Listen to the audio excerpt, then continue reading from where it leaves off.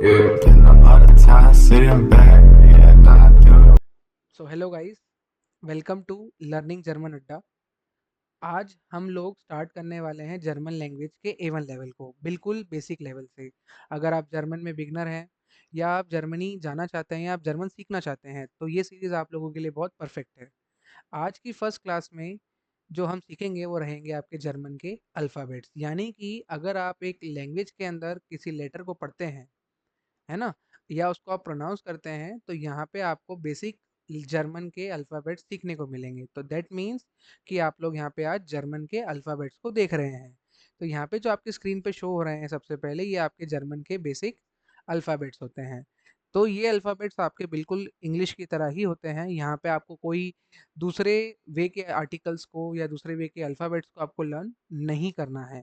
Just आपके एक जो डिफरेंशिएशन होता है एक जर्मन अल्फ़ाबेट्स में और एक इंग्लिश अल्फ़ाबेट्स में वो रहता है ओनली द प्रोनाउंसिएशन। जब आप एक वर्ड को प्रोनाउंस करते हैं जर्मन में तो उसका जो प्रोनाउंसिएशन होता है वो इंग्लिश से बिल्कुल ही डिफरेंट होता है। अगर अपन बात करें यहाँ पे जर्मन अल्फ़ाबेट्स की, तो जर्मन अल्फ़ाबेट्स के जो टोटल नंबर ऑफ अल्फ़ाबेट्स होते हैं वो कितने होते हैं एवरीवन? 30 होते हैं। जब आप जर्मन लैंग्वेज के अल्फ़ाबेट्स के बारे में बात करेंगे तो कितने आर्टिकल्स आपके माइंड में आने चाहिए? 30। बाकी अगर आप इंग्लिश नॉर्मल करते हैं तो इंग्लिश में आपके कितने होते हैं? 26। तो यहाँ पे मैं आपके सामने जो अल्फ़ाबेट्स को पढ़ा रहा हूँ एवरीवन, वो आपके लेवल ऑफ जर्मन A1 के होंगे। जर्मन अल्फ़ाबेट्स, इनको क्या बोलेंगे everyone? German alphabets. According to the language, alphabet का जो प्रोनाउंसिएशन भी रहता है लैंग्वेज के अंदर उसको आप अल्फ़ाबेट ही बोलते हैं। ठीक है? दैट मीन्स कि आपको अल्फ़ाबेट्स आज लर्निंग करने को मिलेंगे। यहाँ पे जो आपकी स्क्रीन पर सबसे पहले जो शो हो रहा है एवरीवन वो रहेगा आपका ए अल्फ़ाबेट। तो जर्मन में जो प्रोनाउंसिएशन ऑफ ए रहता है वो बिल्कुल ही इंग्लिश से थोड़ा सा डिफरेंट होगा। जैसा मैंने आपको बोला है कि जर्मन के और इंग्लिश के जो प्रोनाउंसिएशन ऑफ अल्फ़ाबेट होते हैं वो एक दूसरे से डिफरेंट होते हैं। तो यहाँ पे जो प्रोनाउंसिएशन रहेगा आपके अल्फ़ाबेट ए का वो रहेगा एवरीवन अ। क्या रखेंगे आप? क्या बोलेंगे उसको सभी? अ। अगर आप इंग्लिश में बी के बारे में बात करेंगे तो बी को क्या बोलेंगे? बे। इंग्लिश में बी बोलते हैं हम लोग, जर्मन में आप लोग क्या बोलेंगे इसको? बे। बे। इंग्लिश में हम लोग सी बोलते हैं, जर्मन में आप क्या बोलेंगे एवरीवन? से। जर्मन में आप क्या बोलेंगे इसको? से। अगर आप जर्मन में डी के लिए बात करेंगे तो डी को हम बोलेंगे एवरीवन डे। जर्मन में डे बोला जाता है। अगर आप ई के बारे में बात करेंगे तो ई को हम क्या बोलेंगे एवरीवन? ए। ई को क्या बोलेंगे हम लोग? ए। अगर आप एफ के बारे में बात करते हैं, जर्मन में एफ भी आता है, तो जर्मन में एफ के लिए आपको नॉर्मल जो इंग्लिश में बोलते हैं ना वो ही बोलना है, एफ। एफ। एफ। ठीक है? अगर आप जी के बारे में बात करेंगे तो जी में जर्मन में हम क्या बोलते हैं? गे। गे। अगर आप एच के बारे में बात करेंगे तो एच को हम क्या बोलेंगे हमेशा? हा। हा। ओके? अगर आप आई के बारे में बात करते हैं तो हमें हाई को बोलना पड़ता है ई। हमेशा आई को क्या बोलेंगे आप जर्मन में? ई। जे। अगर हम जे के बारे में बात करेंगे, थोड़ा सा प्रोनाउंसिएशन जे का थोड़ा सा क्या रहता है? अलग रहता है जर्मन में। जे को हमेशा आपको क्या करके बोलना है एवरीवन? अल्फाबेट में यॉट। जे को आप हमेशा क्या बोलेंगे अल्फाबेट में? यॉट। यॉट। के को हम जर्मन में क्या बोलेंगे एवरीवन? का। नेक्स्ट हमारा अल्फाबेट आता है के को हम क्या बोलेंगे जर्मन में? का। इसके बाद जो हमारा अल्फाबेट चालू होता है वो एल। इसके बाद जो हमारा अल्फाबेट चालू होता है एवरीवन वो एल होता है। एल भी बिल्कुल सिंपल है, एल। एल। एल। थोड़ा सा बस एक इलेबोरेशन का थोड़ा केस है। इलेबोरेशन का मतलब है थोड़ा उसको वर्ड को आपको खींचना पड़ेगा। एल। एल। एल। जर्मन में एम के बारे में बात करते हैं तो एम को एम ही बोलेंगे। जैसा मैंने आपको बोला वो इलेबोरेशन का काम होता है, थोड़ा सा आप इलेबोरेशन को करें, इलेबोरेट करें इस वर्ड को। एल। एल। नेक्स्ट वर्ड पे हम बढ़ते हैं एवरीवन। नेक्स्ट वर्ड जो हमारा होने वाला है वो रहेगा एन। नेक्स्ट वर्ड हमारा क्या होगा? एन। एन को आपको हमेशा नॉर्मल बोलना है, एन। एन को हमेशा क्या बोलेंगे आप? नॉर्मल एन बोलेंगे। अगर आप नेक्स्ट अल्फाबेट पे आते हैं, नेक्स्ट अल्फाबेट आपका होता है ओ।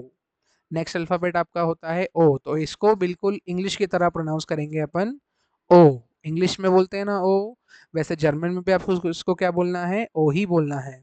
अगर आप पी के बारे में बात करते हैं, इंग्लिश में पी आता है हमारा नेक्स्ट वर्ड ओ के बाद, तो इसमें पी को आपको क्या बोलना है हमेशा? पे।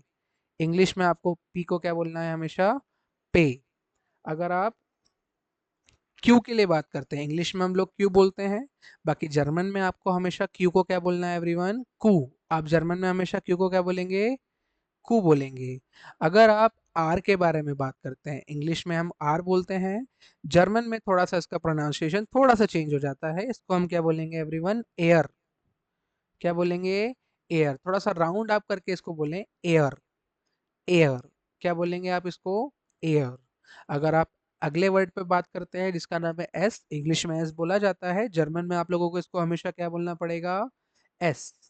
क्या बोलेंगे आप जर्मन में इस अल्फाबेट को? हमेशा एस। अगर आप नेक्स्ट अल्फाबेट के बारे में बात करते हैं, नेक्स्ट होता है हमारा टी। टी को हमेशा हमको बोलना पड़ता है टे। क्या बोलेंगे टी को आप? हमेशा टे। अगर आप नेक्स्ट अल्फाबेट के बारे में बात करें जिसका नाम है यू, इंग्लिश में हम लोग क्या प्रोनाउंस करते हैं इसको? यू। तो जर्मन में इसको आपको वैसे तो क्या बोलना पड़ता है? ऊ। क्या बोलेंगे इसको जर्मन में आप लोग एवरीवन? थोड़ा ध्यान दें यहाँ पे, ऊ बोलेंगे। तो यहाँ पे आपको इसका हिंदी जो प्रोनाउंसिएशन है, हिंदी में भी आप इसको समझ सकते हैं, इसको बोलेंगे ऊ। अगर आप नेक्स्ट अल्फाबेट पे बात करें एवरीवन, जिसको वी बोलते हैं इंग्लिश में, बट आप इसको जर्मन में जब लेके आते हैं तो जर्मन में इसको बोला जाता है फाउ। क्या बोलेंगे इसको जर्मन में आप? हमेशा फाउ। हमेशा ध्यान रखें, जर्मन में वी को क्या बोला जाता है? फाउ। फाउ। फाउ। फाउ। ओके। नेक्स्ट वर्ड पे बात करते हैं जिसको बोलते हैं डब्लू। डब्लू को आप हमेशा क्या बोलेंगे? वे। डब्लू को आप हमेशा क्या बोलेंगे एवरीवन? वे बोलेंगे, वे। अगर आप नेक्स्ट वर्ड पे बात करें जिसको अपन एक्स बोलते हैं इंग्लिश में, जर्मन में आपको हमेशा ध्यान रखना है, एक्स को हम लोग एक्स बोलेंगे। एक्स को क्या बोलेंगे आप लोग? हमेशा एक्स। एक्स को आप हमेशा एक्स बोलेंगे, एक्स। ठीक है। वाई, इंग्लिश में हम लोग क्या बोलते हैं वाई को? वाई ही बोलते हैं। बाकी जर्मन में आप लोगों को अगला जो वर्ड जो प्रोनाउंस करना है, इसको वाई बोला जाता है इंग्लिश में, जर्मन में आप इसको बोलेंगे उपसिलॉन। क्या बोलेंगे एवरीवन जर्मन में आप इसको? उपसिलॉन। जर्मन में क्या बोलना है इसको आप लोगों को? उपसिलॉन। अगर आप नेक्स्ट वर्ड के बारे में बात करें जिसका नाम है जेड, इंग्लिश में जेड होता है, पर आप अगर इसको जर्मन में जब प्रोनाउंस करेंगे तो जर्मन में इसको प्रोनाउंसिएशन आपका जो निकलेगा वो क्या निकलेगा एवरीवन? सेट। क्या बोलेंगे जर्मन में आप इसको? सेट। ठीक है। तो ये जो आपके अल्फ़ाबेट्स होते हैं एवरीवन, ये आपके क्या होते हैं, जो इंग्लिश में जो वर्ड्स हम प्रोनाउंस करते हैं जर्मन में उसको हम ये बोलेंगे। पर मैंने जैसा आपको बताया है कि जर्मन में हमारे पास 30 अल्फ़ाबेट्स होते हैं। तो जब आप 30 अल्फ़ाबेट्स को प्रोनाउंस करते हो तो हमने 26 तो ऑलरेडी कर रखे हैं, बट जर्मन में जो अब नेक्स्ट जो हम अल्फ़ाबेट्स पढ़ते हैं एवरीवन, वो रहेंगे आपके स्पेशल अल्फ़ाबेट्स। स्पेशल अल्फ़ाबेट्स, या आप इसको स्पेशल लेटर करके भी बोल सकते हो। स्पेशल लेटर से मेरा मतलब है कि यहाँ पे आप लोगों को हर किसी अल्फ़ाबेट्स पे ऐसे 2 डॉट्स दिखने को मिलेंगे। यहाँ पे आपको हर किसी अल्फ़ाबेट्स पे ऐसे 2 डॉट दिखने को मिलेंगे। ये जो 2 डॉट हैं एवरीवन, ये जो 2 डॉट्स हैं आप लोगों के, इन 2 डॉट्स को जर्मन में क्या बोला जाता है? उमलाउट। क्या बोलते हैं इसको जर्मन में हम लोग? हमेशा उमलाउट। क्या प्रोनाउंस करेंगे आप इसको? उमलाउट। हमेशा ध्यान दें, आप लोगों को इस वर्ड को हमेशा क्या प्रोनाउंस करना है एवरीवन? उमलाउट। हमेशा ध्यान दें, उमलाउट आप इसको प्रोनाउंस करेंगे। ठीक है। जब ये वर्ड किसी वर्ड के ऊपर, या ये जो उमलाउट्स हैं ये किसी वर्ड के ऊपर जब आ जाते हैं, दैट मीन्स उस वर्ड का जो प्रोनाउंसिएशन है नॉर्मल लेटर से क्या हो जाता है? थोड़ा सा चेंज हो जाता है। और ये जो उमलाउट आते हैं, जो 2 डॉट जो यहाँ पे आपको दिख रहे हैं स्क्रीन पे, ये 2 डॉट्स खाली 3 अल्फ़ाबेट के ऊपर लगते हैं। Only 3 alphabet need this umlauts, that is your A, O और यू। तो इसका मतलब आप क्या समझे एवरीवन, कि जर्मन में ए के ऊपर उमलाउट आता है तो वो उसका जो प्रोनाउंसिएशन है वो थोड़ा चेंज होगा। ओ के ऊपर उमलाउट आता है, दैट मीन्स उसका प्रोनाउंसिएशन भी चेंज होगा। और यू के ऊपर उमलाउट आता है, दैट मीन्स उसका प्रोनाउंसिएशन भी चेंज होगा। अगर आप नॉर्मल वाले के लिए बात करें तो नॉर्मल में तो अपन ने पढ़ा है क्या? ए का आ पढ़ा है। ए का जो प्रोनाउंसिएशन है अपन नॉर्मल में क्या पढ़ा है? आ पढ़ा है। अगर आप बात करें ओ की, तो अपन ने नॉर्मल ओ को क्या पढ़ा है? ओ पढ़ा है ना। जर्मन में हमने क्या पढ़ा? नॉर्मल ओ को ओ पढ़ा है। अगर आप यू के बारे में बात करें तो अपन ने नॉर्मल ऊ को क्या पढ़ा है? ऊ पढ़ा है। नॉर्मल यू को क्या पढ़ा है अपन ने? ऊ पढ़ा है। पर अगर अपन बात करें कि अगर इन वर्ड्स के ऊपर आप लोगों को अगर उमलाउट दिखते हैं, तो मैंने जैसा बोला प्रोनाउंसिएशन चेंज होगा। दैट मीन्स कि अगर आपको ए के ऊपर umlaut कहीं पे भी किसी भी लेटर में या किसी भी वर्ड में दिखता है, तो उसको जो आपको हमेशा प्रोनाउंस करना है वो कैसे करेंगे आप लोग? हमेशा ओ। क्या बोलेंगे आप इसको? ए। क्या बोलेंगे हमेशा? एक ए को ए, नॉर्मल बिल्कुल जो आप इंग्लिश में बोलते हैं ना, वैसे ही आपको इसको प्रोनाउंस करना है। जो ए के ऊपर umlaut आएगा इसको आप हमेशा क्या बोलेंगे? ए। ए। ओ के ऊपर कभी भी अगर किसी वर्ड लेटर में umlaut आ जाता है, किसी वर्ड को आप जब पढ़ रहे हैं जिस पे ओ पे umlaut लगा हुआ है, तो प्लीज़ ओ को ओ नहीं पढ़ना है। ओ को क्या पढ़ेंगे आप लोग? इंस्टेड ऑफ बोलने की बजाय यो बोलेंगे। क्या बोलेंगे? यो। हमेशा ध्यान रखें आप लोग, अगर ओ पे umlaut लगता है तो इसको यो करके बोला जाता है। ठीक है? अगर आप नॉर्मल यू के बारे में बात करते हैं, अगर आप एक नॉर्मल यू के बारे में बात करेंगे, तो उसमें उसको ऊ करके बोला जाता है। पर अगर जब एक umlaut वाले यू के बारे में बात करते हैं, तो दैट मीन्स उसका प्रोनाउंसिएशन थोड़ा सा डिफरेंट होगा। उसको क्या बोलेंगे आप लोग? यू। जो इंग्लिश में बोलते हैं यू। ठीक है? ये जो आपको एक लास्ट वर्ड जो दिख रहा है यहाँ पे, ये हमारा लास्ट वर्ड है जर्मन लैंग्वेज का, अल्फ़ाबेट आप इसको बोल सकते हैं। तो ये जो लास्ट अल्फ़ाबेट है जर्मन लैंग्वेज का एवरीवन, ये आप लोगों को थोड़ा बताता है कि जर्मन में डबल एस को कैसे लिखा जाता है। ये जो आपको बीटा जैसा साइन दिख रहा है, ये जो आपको एक बीटा जैसा साइन दिख रहा है एवरीवन, थोड़ा ध्यान दें यहाँ पे। इसको हम लोग बोलेंगे एवरीवन हमेशा ई डबल एस। जो आप इंग्लिश में डबल एस लिखते हैं, इंग्लिश में आप जो डबल एस लिखते हैं ना, ये चीज़ वही है, ये चीज़ वही है। बट इसको थोड़ा सा लिखने का तरीका हमारा क्या होता है, जर्मन लैंग्वेज में थोड़ा अलग से लिखते हैं। तो आप लोगों को इसको थोड़ा देखना पड़ेगा।